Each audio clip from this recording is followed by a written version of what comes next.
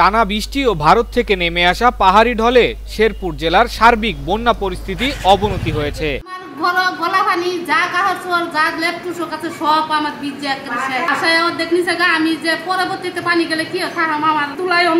ওজানের পানি কিছুটা কমতে শুরু করলেও ভাটি এলাকায় আরো 50টি গ্রাম নতুন করে প্লাবিত হয়েছে।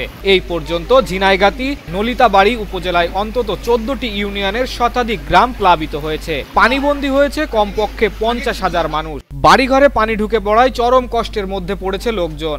পানি মনে করুন খারুনির মতো জায়গা নাই, খালি জীবন না কিছু মতো আমরা এনে আইছি। গলা পানি হাতলায় জান লাগতেছে বাড়ি, আমার কোনো অবস্থা নেই। সব আশ মুরগি সব পানি তলে হালাই ধরে আয় বসি জীবনে। নলিতাবাড়ির খলিশাকুড়ি, আন্দুরাপাড়া, ঝিনাইগাতির সন্ধানকুড়ায় অন্তত 3 জন বন্যায় পানিতে ডুবে মারা গিয়েছে। তবে মৃত্যুর সংখ্যা আরো বাড়তে পারে বলে জানিয়েছে স্থানীয়রা।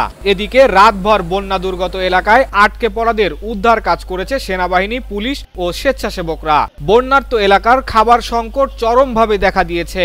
রাস্তাঘাট, ব্রিজ, কালভার্ট পানির নিচে তলিয়ে যাওয়ায় চলাচলে দুর্ভোগ পোহাচ্ছে সাধারণ মানুষ। ঝিনাইগাতি থানা পুলিশ, নলিতাবাড়ি ও ঝিনাইগাতি উপজেলা প্রশাসন বন্যার্তদের মাঝে রান্না করা ও শুকনা খাবার বিতরণ শুরু করেছে। বিএনপির পক্ষ থেকেও ত্রাণ বিতরণ কার্যক্রম অব্যাহত রয়েছে।